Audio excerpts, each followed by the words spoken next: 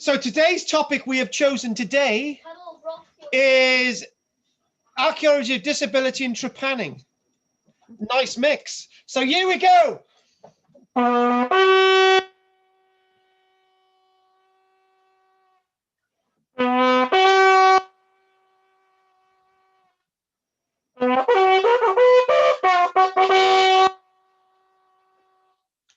everybody.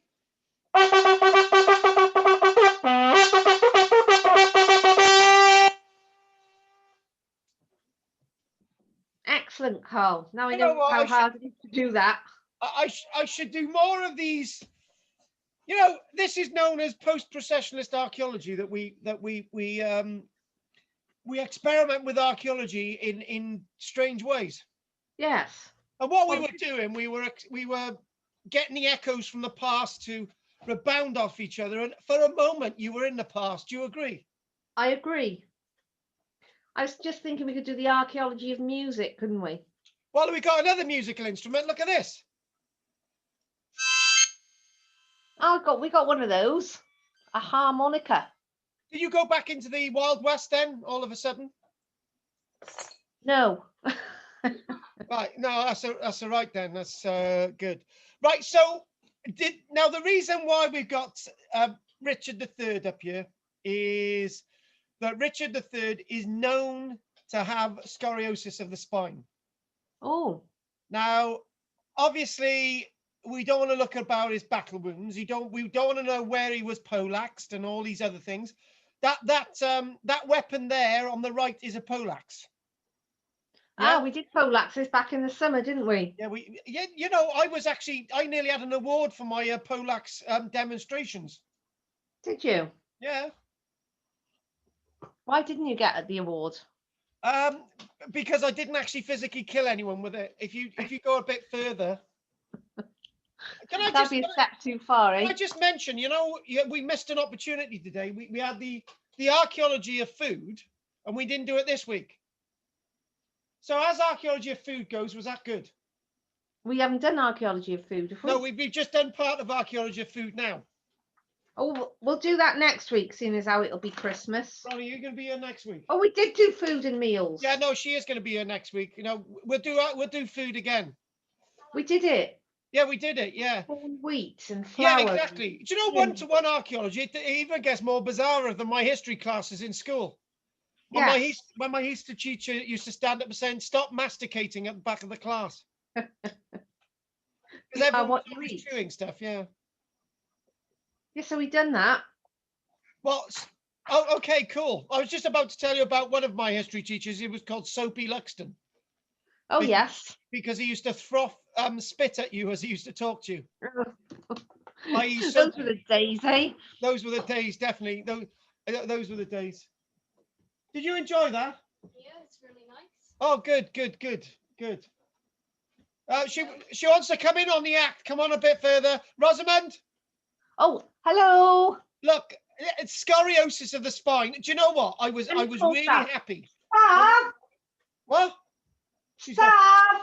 Who's there? Stav? Right. Come and say hello. Scoliosis of the spine. Yeah? Yeah. We'll stop this a minute, right? He's not coming in then, is he? Let me go and get him to say hello. Like a weird mushed up pancake, and I'm going to go upstairs. Stav? You're going to leave us upstairs? Yeah. A minute. Now the question is, did the Romans have chocolate in their pancakes? I hope so. We hope so. I don't think they did. Maybe I should do more bizarre pancakes like that again. Yeah. Roxy seemed to eat it all. Right, here he is. Right. Yes. There he is. Oh. Say hello. Hi, Stav. Hi. Stav, Where's she gone? Should we do? Where's the girl gone? Hey, come back here, Ronnie. You gotta say. It's like trying to herd cats, isn't it? Right. There's Bronnie. There's Stav. Hello. There's Stav and there's Bronnie. There, Right, so lovely. if we stop sharing, look at that there. You know, amazing. Hi. That's Bronnie. That's Stav. Stav. Bronnie loves my Husband. bugle playing. Look at this. Oh, watch out. No.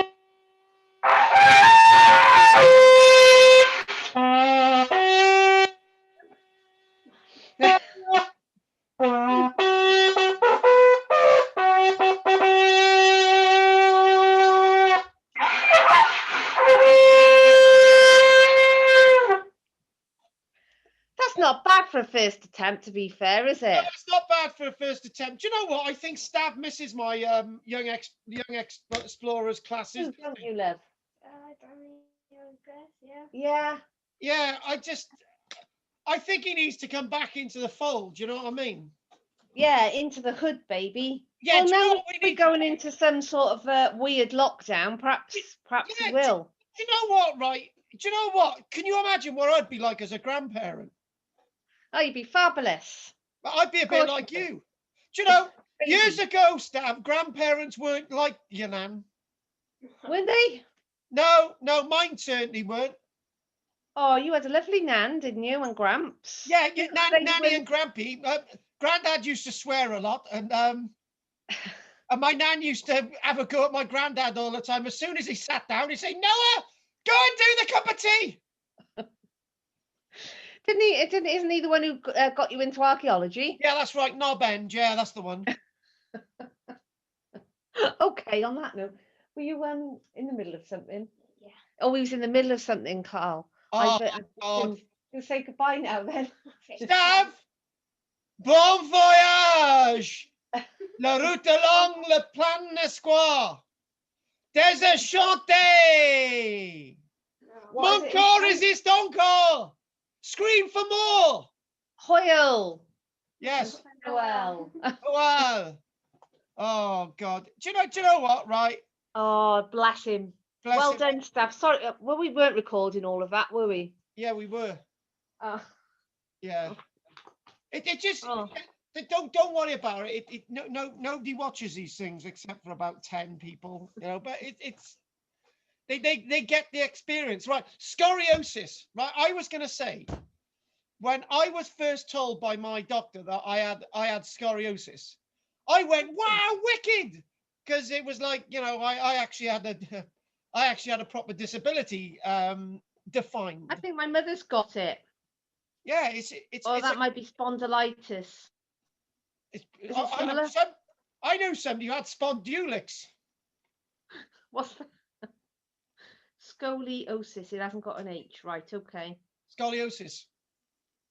Anyway, now, as I said, we don't want to do the battle wounds, but Richard III has scoliosis, right? So he had the curvature of the spine. Now, it was believed, and it was said by William Shakespeare, that he was an evil, deformed hunchback king, right? But it's very unlikely he actually had a hunchback. It was just had a curvature of the spine, which doesn't necessarily give you a hunchback. It gives you a bit of a droop to one side or something like that, or you got a crooked neck like I've got.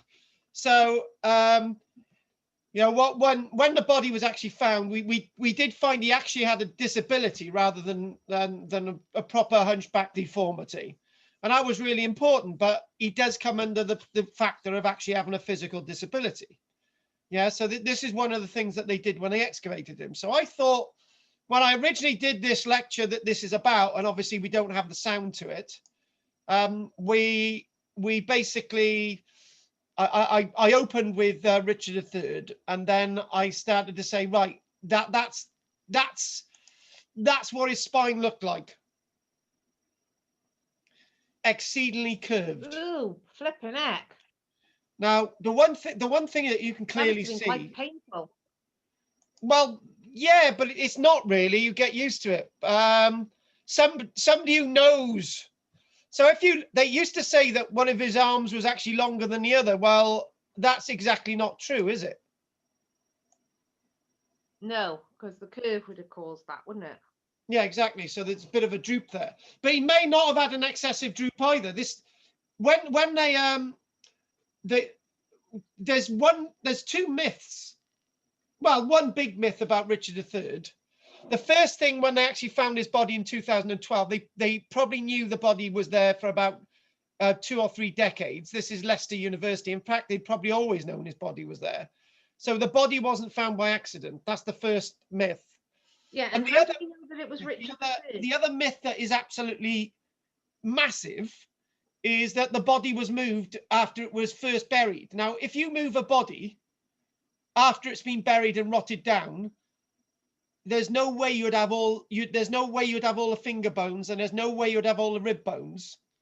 They wouldn't be able to collect everything, and they wouldn't be able to reconstruct it back in the ground like this, because the anatomical knowledge of most medieval people would have been impossible to be able to put the body back together like this. So when he was buried in this position, and you could work out that he actually had scoliosis. Now, if the body was reburied and they tried to reconstruct it, they would have straightened the spine. Do you see what I mean? Yes. So, so that was a really amazing factor of this wonderful archaeological discovery. How do we know that it was Richard III? Now the detail is actually right. First things first. How do we know? Well, one thing that we can work out is the individual died in battle and had a tremendous amount of wounds to his skull. Now that was actually recorded, so we know that he had severe wounds to his skull. So the skull that they found had severe wounds. You can actually see at the back of the head, part of his skull has been hacked away, and you've got another wound that's also to the base of his skull, and it looks like there were other blows associated with his skull as well. So that was in the history. The body as well indicates somebody in his late 20s, or late 30s, which sort of goes into the timeline of Richard III. The figure of Richard III, he wasn't a towering individual, but you know, we can get an idea. Obviously, the body was male, and finally, they worked out from DNA extracted from the right thigh and teeth that he was related to some direct descendants. So they were able to work out that this was actually Richard III. And the spot where the body was where they believed that the body would have been buried eventually anyway. So all of that puts together this was Richard III. Lots of other facts as well. And it says both arms are the same size, refuting Shakespeare's description of a withered arm. He may have had a tiny bit of a wither, but that's not indicated. He might have had a bit of a stoop. So my duck is either agreeing or disagreeing with me at this stage. Good old duck. But again, we're actually looking at the disability really, and What's that of a curve, isn't it? Yeah, it is, and also quite crooked. There was grinding between some of the spinal vertebrae anyway. Well, there would be, wouldn't there, with a curve like that? Yes. Let's sort of move on again. Bingo. So yeah, the discovery of Richard III was, and there he is in the ground, and this is massively important. You can see that the body was buried like that in the ground. There's no doubt about it that this person has scoliosis. It's not, you know, this isn't somebody. As I say, if the body had been reburied, they would have buried the bones and they would try to lay them out. They'd probably put the rib bones and everything in the wrong order. Yeah. You know, it's a really fascinating lecture about Richard III, and what you can actually see is the way the lumbar bones, the bottom part of the spinal column, you can actually see where it's worn away there. And basically there would have been slipped discs, and this is where it would have been painful. He would have had constant pains in his lower vertebra. Yeah. And for a king as he was, you know, the physicians would have just tried to treat him as best that they could in the day. But you can clearly see that there's a level of pain indicated there. Well, he'd need major surgery these days, wouldn't he? Yeah, you probably survive it, but then there's no way. No. And the pain would have been absolutely horrendous. I don't know why this is in Why is there. that there? That's not Richard III, is it? No, we're supposed to be doing disability. Do you know what? Well, I think when I was doing the lecture, I just put that in there to just Lighten things up a bit. brighten things up a bit in the lecture. Yeah. Take his mind away from the pain of Richard III's back. Yeah. Now, this is when they were excavating at Pompeii. Again, I'm trying to yeah. The story was that this individual showed signs of disability, right? And I think back in the day when I actually saw this was a couple of years ago, they actually found a skeleton that had been buried under the ash, and then a big boulder came over and obviously lodged on top of where the person's head was. But the thing was, it didn't actually damage the skull. And I think when we were doing this, there were some signs that the individual had disability, actually. So not only is a full set of skeletal remains, it's found in an unusual way. The skull is surprisingly intact. And this is why we actually had this in the talk in the first place. And being found in Pompeii. Now, this is actually quite a nice view of Pompeii, but it doesn't actually show it massively overgrown and all the rest of it. I feel the greatest tragedy of Pompeii is that they've just rushed the excavations. Oh, that's sad, isn't it? And they haven't covered over bits and you know, if this was found in China, they would be a massive hanger over the whole thing. Yeah. And they would keep the elements off it, and it's in an area of seismic activity because there's the volcano of Vesuvius, and it's a big shame. But not talking about the preservation of this. This is one of those types of localities that if anyone actually had disabilities and problems, this is a type of place to actually look at.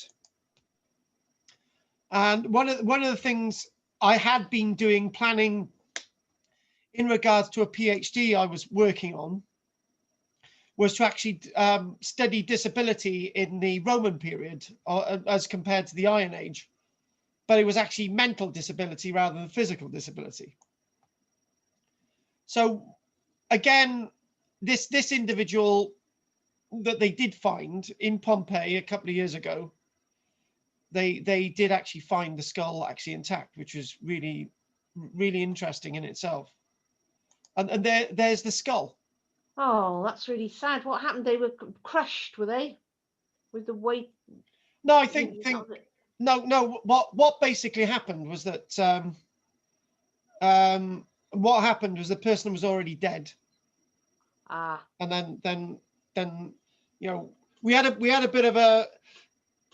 I tried to lighten the load that day, and I basically said, well, you know, the reason why the person is disabled is because they couldn't get up under the stone, you know, but the person was already dead. But there were signs that the guy had some kinds of disability. I can't exactly remember which, but it's good when we do see that we can actually find evidence.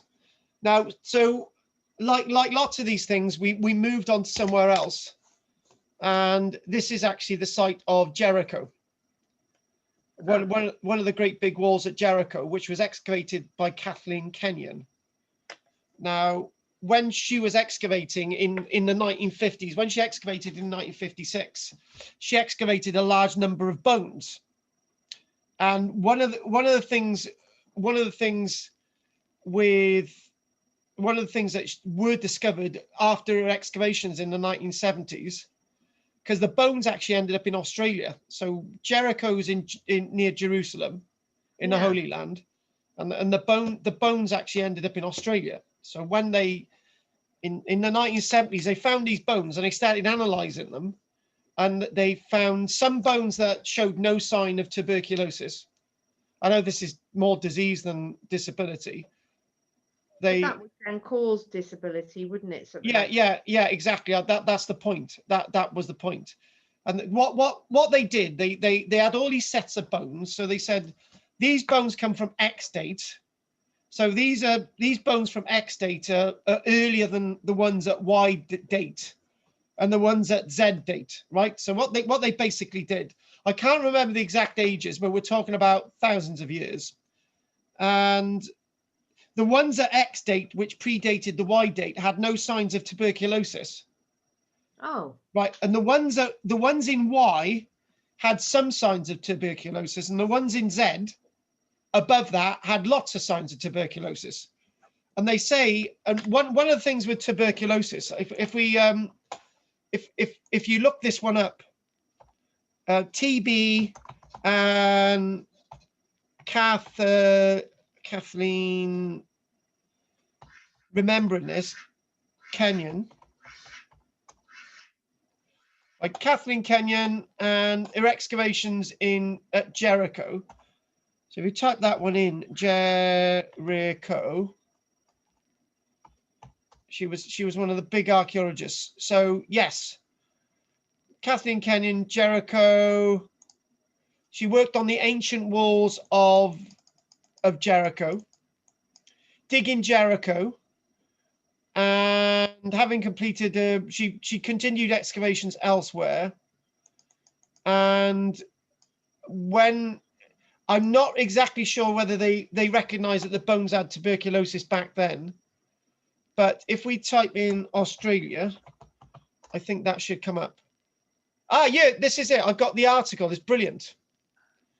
You do a little bit of research. I would have had the article with me when we did this thing about Jericho. So archaeology, ancient bones could help combat TB. Archaeologists and medical researchers are joining forces to examine human remains from Jericho in a real-life version of Bone Kickers. Ancient bones from the city of Jericho. Bone Kickers in 2008 was a TV program series, 6 episodes with Hugh Bonneville Carter was actually in it, and it was a great little series. Anyway, so this was a true life story, and they found these bones that showed sign of tuberculosis, and they reckon that tuberculosis may have actually evolved in Jericho. So the team, which included various other archaeologists, the bones were found in the 1950s. She made a series of important excavations at Jericho and found thousands of bones dating back 8,000 years. When these bones were examined, it was discovered many had lesions, indicating that the city's men and women had suffered from tuberculosis. The walls of Jericho may have come down, not with a trumpet blast, but with epidemics of coughing, it seems. So like TB COVID today, yes. Yeah, the TB, lots of coughing. And they're saying that the DNA from these remains, in order to identify genes that might have helped to make the people of Jericho susceptible or resistant to tuberculosis, and so helping the development of more effective treatments for the disease. The team will study how the TB bacterium evolved over millennia.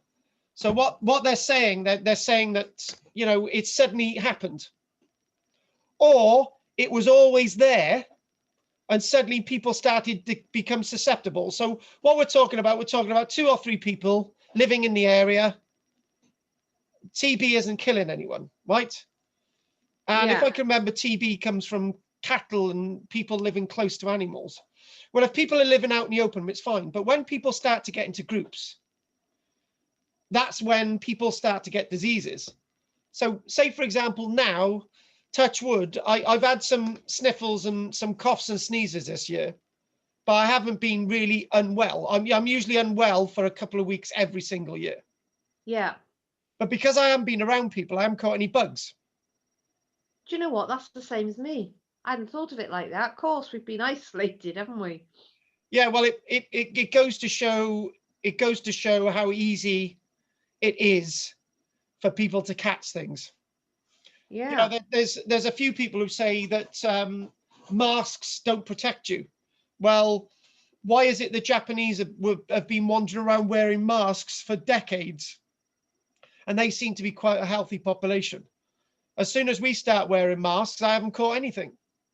Well, I have. Yeah, I've caught coughs and sneezes, but I've not caught much. So No. what the point is, I've not digressed, but I will. But the point is that when lots of people live together, that's proof that TB is a disease of crowds. There you go, because it spreads by people coughing. That's it. So by looking at, is it spit as well, like saliva? I think TB. No, it is. I think it's saliva. Yeah, you're right. Yeah, saliva. Jericho is pivotal because it gives us a founder population from a very, very early site of urbanization. So in other words, if we're going to try and find the origins of TB, we need to look at the bones from Kathleen Kenyon's excavations in the 1950s in Jericho. Today, TB infects 9 million people a year. 450,000 with a strain that is resistant to first-line drugs. And obviously this ends up killing people. So you've got what is it? You've got 8.5 million people who are treated with modern day drugs, and then 500,000 are resistant to it. So what they're trying to do is, if they can actually look at the DNA, they can really work out how the DNA began and what the DNA really is. And then they can go, right, we've pinpointed by looking at these bones, how this really affects people and how it evolves. For example, viral infections tend to be rapid in their impact and leave no trace. On the other hand, many bacterial infections do leave bone lesions, damage to the bones, like leprosy, syphilis, and TB. So if you get a common cold, nobody's going to know that you've had the common cold because it's not going to leave any evidence in your bones. A common cold might be the same as TB, but TB is a little bit more, well, in fact, when I say a little bit more worse, it's quite Violent. But mind you, the common cold can kill you, actually. Well, look at the Eskimos. Well, exactly. If the Eskimos have a common cold, it killed them. Yeah. So, because they've got no resilience. No. Now, one thing we can't really, with bubonic plague, for example, because it only stays around in the system for a short period of time, either killing you or not. You can't really study that for evidence that somebody's had the plague, other than the way they're buried. But with TB, because it lasts a while, syphilis is a lifetime thing, and TB could be a leprosy. This can eventually affect your bones. In addition, scientists recently exhumed the bodies of victims of the 1918 flu epidemic because they had been buried in a marked grave. Data from this research has been crucial in preparing medical defenses against future epidemics. And this was written in 2008. And I don't think we learned anything from it. It doesn't seem like it, does it?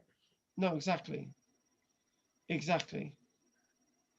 Although they are saying with the vaccine that there has been a back 10, 20 years of research been going into stuff. So perhaps we are learning from it.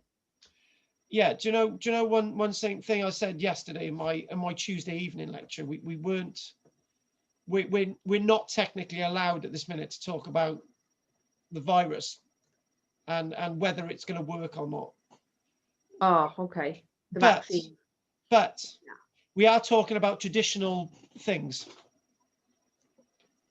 Yes. We're talking about we're talking about people building up resilience, and some people, if they come across TB, their bodies can deal with it. Now that's what the type of thing they want to know. They're thinking, well, if everyone in, for example, Jericho's exposed to the coffin, which they are, yeah, unless somebody stays in their house and they close their windows and they've got food in their houses, you're looking at about 95% of the entire population is going to be exposed to it. How is it people survived? So some people must have resilience, and some people must have got over it. And that's exactly what we want to know. We want to know how they got over it. Or they weren't survived. Exposed to it. Say that again? Or they somehow weren't exposed to it. Because Tom's mother's sister, right, died of TB back in, it would be the 1930s. She was 19. Oh, bloody hell. Yeah. But she caught it. This is what I said about saliva, because the men used to spit, didn't they? And she caught it from the spit. That's what Tom's mum says. How did she catch it from the spit then? I suppose it will. Well, she must have been gobbing, and I don't know. She must have been kissing someone then. Well, possibly. I mean, she was 19, but she caught TB and she died from it. But she was exposed, so you know, if you're in a public house back in those days with men spitting and smoking and coughing, she was exposed to it. That's quite tragic. She said to Tom's mum, Tom's mum, don't come near me, kid, because she didn't want to pass it to her little sister when she was in their bed. So Tom's mum said, anyway, so what I'm saying is, I suppose you have to be exposed to these things, isn't it? A bit like being exposed to COVID, which is why we're trying not to expose ourselves to it. Yes, so if you're not exposed to it, you're not going to get it. Well, so that's why some people got it and some people didn't, I suppose. Yeah, I can understand that. Yeah, I can understand that. I went on a bit of a roll there, didn't I? Yeah, you went on a bit of a roll. Yeah. So this is a really complicated plan of the excavations at Jericho, which we don't really need to see, but obviously the stratification and the levels of what we if we go back a minute. Yeah. Well, go back to that. This is using the Harris method of stratification. So basically, it's got all the different layers and all the different strata via cross section. We've got different skulls at different levels, and those skulls from different levels from different dates, giving us the progression and the evolution of tuberculosis. And there's her with her skulls. Wow. And there's Kathleen Kenyon in action. And notice she's got a female assistant as well. And back then, interestingly enough, there weren't that many women in archaeology. Yeah, I was going to say, but I was taking this for granted. But yeah, that's 2 women back in the 50s, I suppose. Yes, but there was a gang of women. There was Gertrude Cato Thompson, and there was a number of other female archaeologists who went out to excavate the likes of Mapungubwe in Great Zimbabwe in 1928 in South Africa and Zimbabwe, then known as Rhodesia, and there was a female-only gang of excavators. Now, the point is, the reason why I mention that now, as I sat down the other day, we're just about to take on the first person to work for Archaeology Virtual Online, who's a woman. Yeah. And the 2 people, the 2 out of the 4 who work for Ghost Experience Cymru are women. All the volunteers for Archaeology Cymru are women. And the excavators on the excavation are all women bar one, me. And so now it's gone the other way round. Most people in archaeology are women. Because it seems to be the type of thing that they're interested in. And that is really relevant. Because when we think about disease and so on, women are more prone to be interested in disease and men are more prone to be interested in warfare. And that, if you read the history and archaeology books, women have a tendency to look about the social aspect, and men are more likely, again, Jericho, men are more likely to look at the warfare aspect and miss the social aspect in regards to we got on to something completely one of the one who's missed out on something. Who, this guy? Yeah.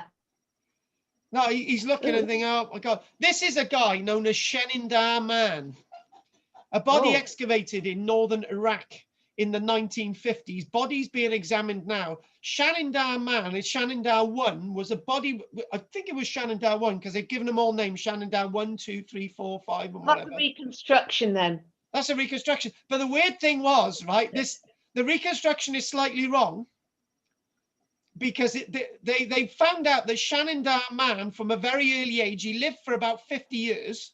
Wow. He was a Neanderthal, a pure blood Neanderthal. He lived for about 50 years. Wait for it. Talk about disability. He was blind. Disability number one. Okay, you can have a perfectly okay life being blind. He was deaf. Now I'm struggling. He also was crippled as well. Blimey. He was severely disabled. He probably had to be carried around. So in other words, this person who lived for 50 years. How did he survive 50 years back in those days? Well, hang on a minute, because they looked after him. Wow, that's incredible, isn't it? It's incredible. Today that would be quite a barrier for anyone to look after somebody. Yes, but it is done, you know. Yeah, it is done. And, back then. But back then, it shows that one thing about my ideas about human evolution is that we got numbers of different primates, and suddenly, because of interbreeding, we all evolved into where we are today, the human race. And the human race is so divergent and different in different areas because there was interbreeding between Homo sapiens sapiens and Homo sapiens Neanderthals. There was interbreeding between another type of hominid called the Denisovians and Heidelbergensis and Homo florensis and all these different beings, and Homo erectus, all these intermingled.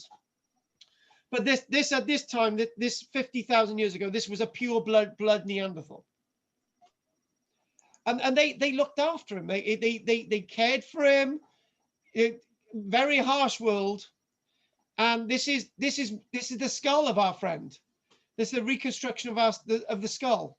And here we go. Look at this. Look at this, right? I was right. Shenindar One. And you know what? I was going to chuck out the date 1956. Oh, I was right. Because the report, it says, no, actually, it said the report was made in 1957. I reckon 1956 would have been a good guess. If we go by the middle, about 50,000 years ago, the nearly complete skeleton of Shenindar One was discovered by a team led, looks like, by a Russian known as Ralph Salecki in northern Iraq, modern day Kurdistan. And where are we?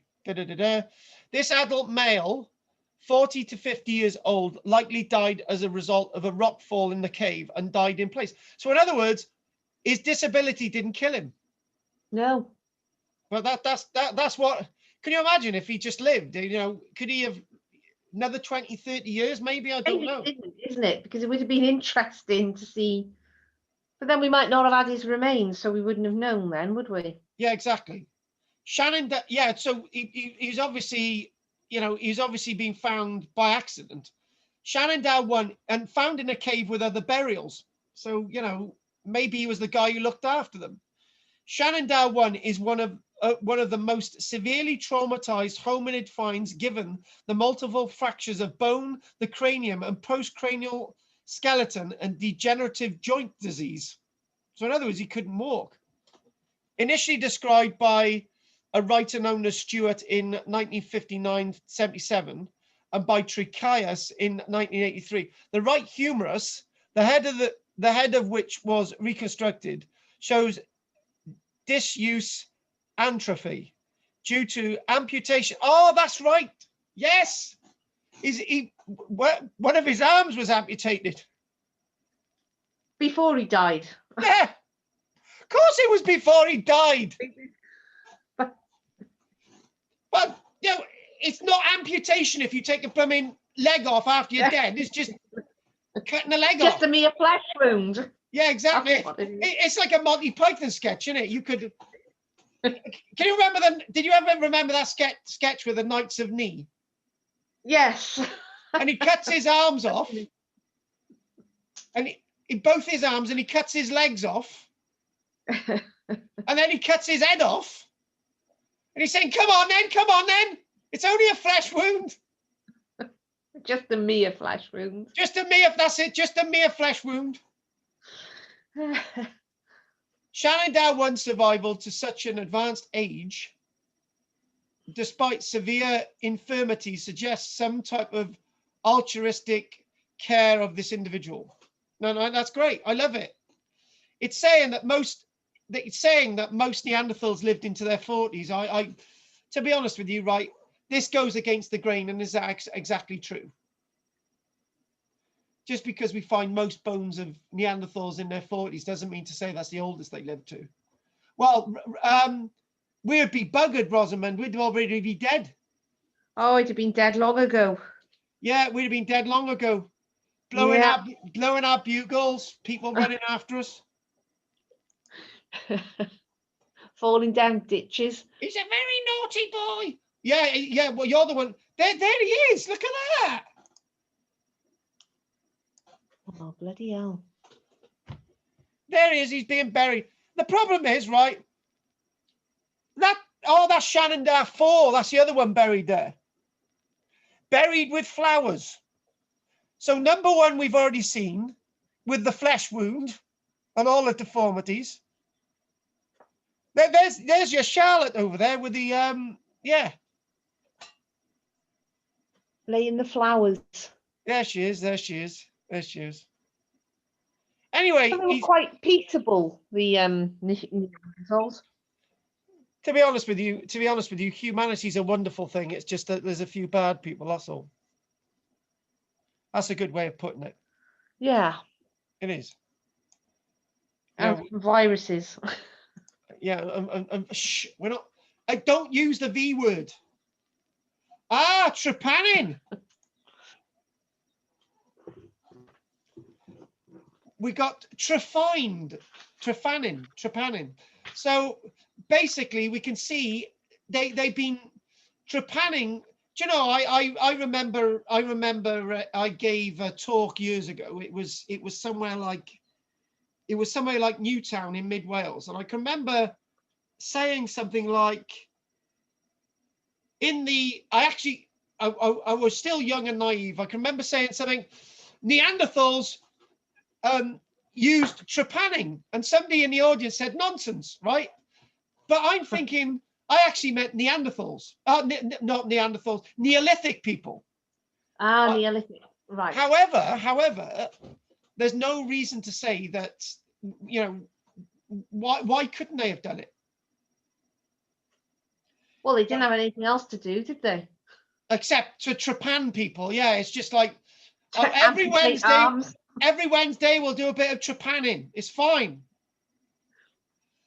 Now, what we're looking at there is what they've done.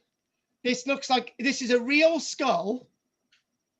Some poor bugger from the Victorian period, their bones have been dug up, and somebody's experimented and put on display.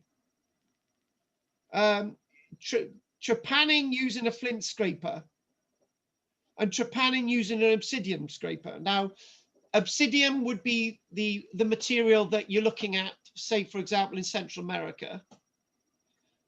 And flint scrapers are going to be the tools that you're going to be using in Europe. Right. Now, obsidian is basically volcanic glass, and it's very sharp. So we've done disability, we've done a little bit of disease. Look at that there. Now, do you want me to tell you a little fact? Yes. That person survived surgery. Good God. And do you know how I know? He told you. Shut up.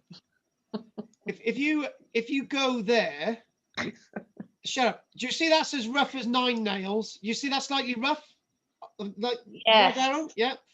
So if we that's slightly rough, it's not massively rough, it's actually quite a good one. But if you compare that then with that, you can see that the bone is starting to heal over. God, yeah. Mind you, I'm sure the human body is thinking, do you realize how much bloody bone we've got to cure over here? But the person actually survived this. They survived it. Bloody hell. It's amazing, isn't it? It's absolutely amazing, as a friend of mine used to say. So the reason why they did trepanning was they felt that basically if you've got head trauma, a lobotomy would sometimes release the pressure on your brain. And obviously, or if, say, for example, you've got voices in your head, like I know you and I have all the time, this is the type of surgery that we need. Oh, no thanks. No thanks. I'm with you on that one.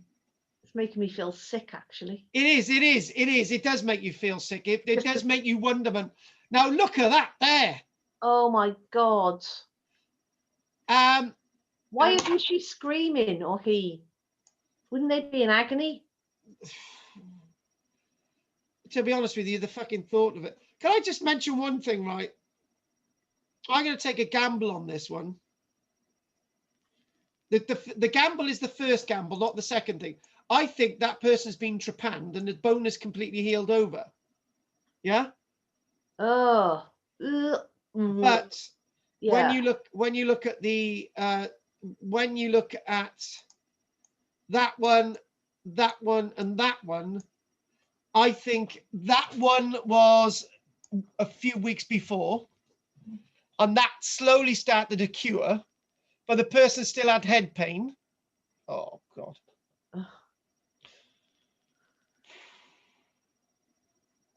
Then there was this one, and they probably thought maybe it started to cure, and they had more head pain, and they did this one, and it killed them. Yeah. Whoa.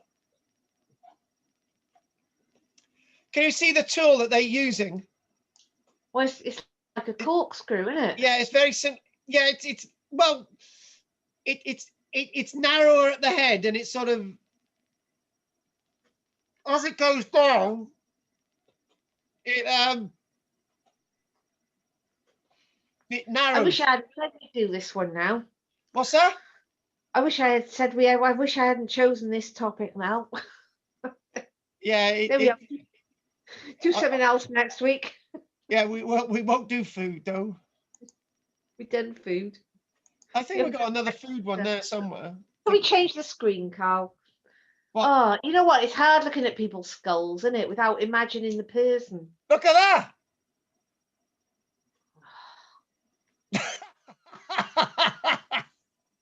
Blimey. Yeah, to be honest with you, you can't think about the person. You just can't. I'm not. I've switched off from the person's humanity. Now, this is, yeah, I just, that's all I'm saying. Obviously, they've experimented on this person's skull, and look at that. You know, what would they have given them, like opium or something? I think. What painkillers would they have had? Opium, maybe. When you look at this, this is probably 1800s. if you go back, what they do, they you know, as you know, as you're making a cake, these Welsh cakes, you know, when you make a little circle with a Welsh cake. Yeah. That's what that thing's like. And then when you've created the hole, you put like this little corkscrew thing out to pull the frigging thing out. Yeah.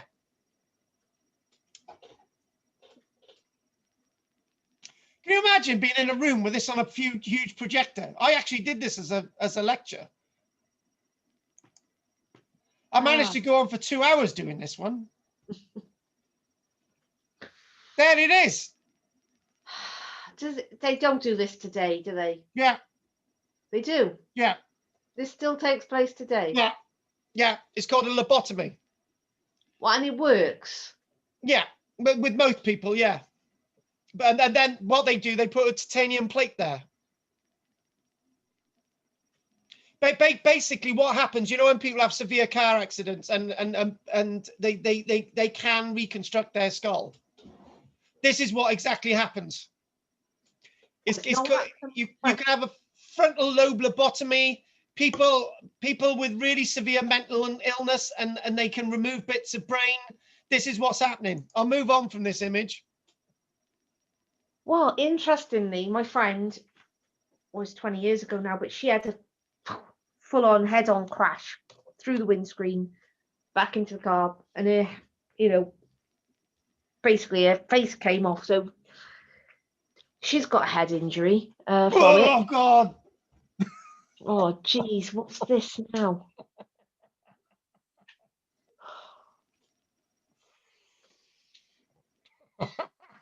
Well, these people that they were experimenting on were willing, or are these people? Oh, they said it could deal with your daily headache. Oh, I get headaches. I wouldn't. Oh, Christ. No, I tell you what, right? I wouldn't go. I wouldn't go to the bloody dentist to have my teeth sorted out. I'm certainly not going to have my brain sorted. I think this is a medieval German document from probably around the 1400s or more like 1500. Yeah. I mean, how did actually survive that? They did.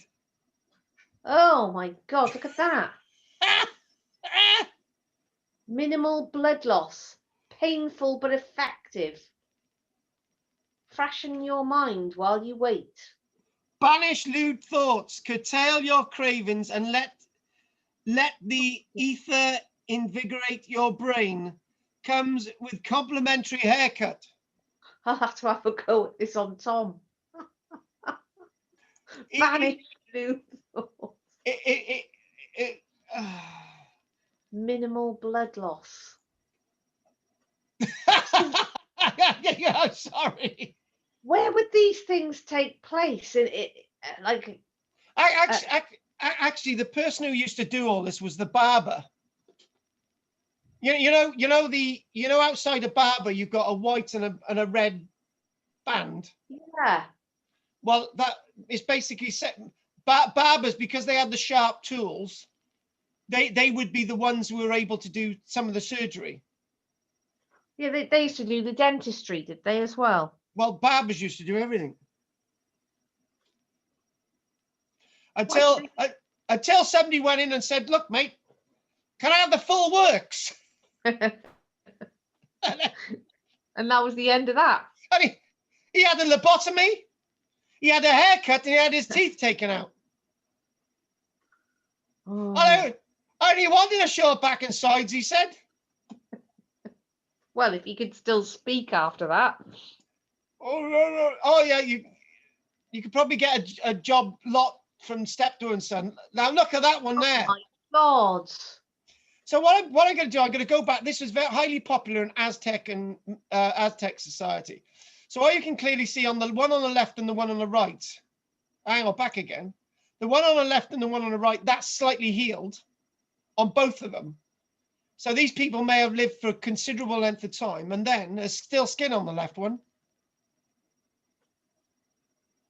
And then as we move on, look at that. That person likely survived that as well. Oh, Jesus. So would the hole, right, would have covered over, would it? Or would they have like put something in there to block it up? Oh. I'm feeling really queasy now. Yeah. I think. Should we be call honest, it a day? We got I got 39 the seconds idea. left of this. I think they just had the skin come over. Oh. Because if they'd have put something in there, it would have been infected. You know what I mean? Oh yeah. Oh, look at that tool there. There it is. The one on the bottom. Can you see that? Eesh. This is a reconstruct. This is sort of like a reconstruction. That's the tool they're using. And usually there'd be a central screwy thing in the middle. So when you've got it to the when it starts to go, right, you can pull it out. Oh God. I'm so pleased. Look at the one on the right is square.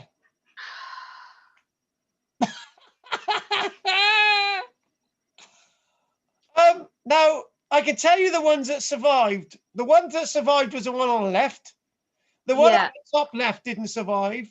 The one on the right didn't survive because they looked too fresh. And that one probably didn't survive either. Went horribly wrong. It was square. Yeah, it was an Irish trepanning. I know it looks like the one on what it seems to me, you know, the one on the left. Yes. It looks like they had a severe head wound. Ah, yeah. And they needed to relieve pressure elsewhere. It wasn't that wasn't what killed the person. It was the trepanning, probably. Whoosh. Yeah. I know somebody who's actually. Oh God! You could have prepared me for that.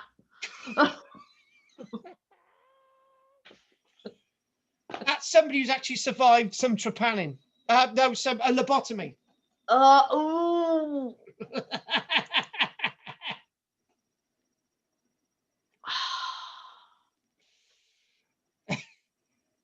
Now, I can't see that healed over at all. It just looks too rough. It just. So basically, they probably did this in a society that hadn't invented the wheel yet. That's. Really? No, I don't know. Look at that! It's like a crop circle, isn't it? It looks like frigging worms. Oh, it takes the humanity away when you look at this. You look at this and you think, how the hell did they survive anything like this? So in other words, what they've done,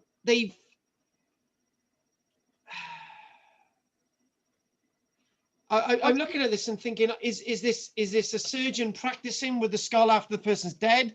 That's what I like to think. Yeah. I got to go with that. The person's already dead. Now let's just this experimental. It gotta be. Mind you, if they do try, that's not a real person, is it? Yeah, it is. It's Bobby Lund. He had a massive hole in the front of his head. He survived. Who did that? I don't know. I think if you look Bobby Lund up, you might turn out that he was a bullet wound or something. Tom's got a mark of 3 there in his head. Well, he's not a very popular man, is he, Tom? It could have happened at any time. Somebody could have put a fatwa out on him. Something hit him in the head. I must ask him about it.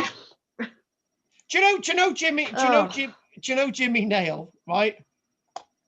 The singer and actor. Apparently, he said that when he was young, when he was a teenager, he was in a fight, and he came home with part of an axe in his head. Jesus. And he fell asleep on his bed with this axe in his head, and he had to take it out. Obviously, it didn't penetrate but yeah, there you go. So anyway, what do you think of that today? Fascinating. Macabre. It was macabre, wasn't it? Yeah, but I suppose in those days, if you had something wrong with you, you'd do anything, wouldn't you, to get cured? Yeah. You didn't know what we know today. Exactly. Do you know what? We've done a full hour on that. It feels like it's been forever. Yeah, that way. the last 10 minutes. Oh God. Yes. Well, anyway, that was pretty good. Yeah, we had the That was bizarre. interesting. Yeah, we had trumpet playing. We had the boy and girl thing. We had like all that. Yeah. Trepanning. Trepanning, disability. Don't try this at home. Yeah. A guy who had a withered arm and he couldn't see or do anything. But was looked after. Yeah. By tribe. By tribe.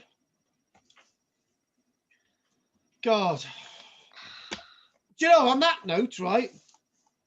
I gotta yeah, I tell you what, I'll have a quick chat in a minute, right? But is that all of that we've done now? I think that's enough for today, isn't it? Okay, then. Well, I tell you, hang on for a couple of minutes. I'll stop the recording. If there's no other questions, 1, 2, 3. Thanks for watching our one-to-one. It can be extremely bizarre when I'm teaching, and if anyone wants to take part in our one-to-one seminars, then you'd be very welcome. There are different sessions available. They're for an hour and a quarter, so please let me know. Thanks for watching, and if you'd like to like and subscribe or like to make a contribution, details below. And I'm live in Chepstow on Saturday, April the 10th, 2021. Look it up on my website, www.KARL-JAMES-LANGFORD.com. Thank you very much. That's over and out from me today.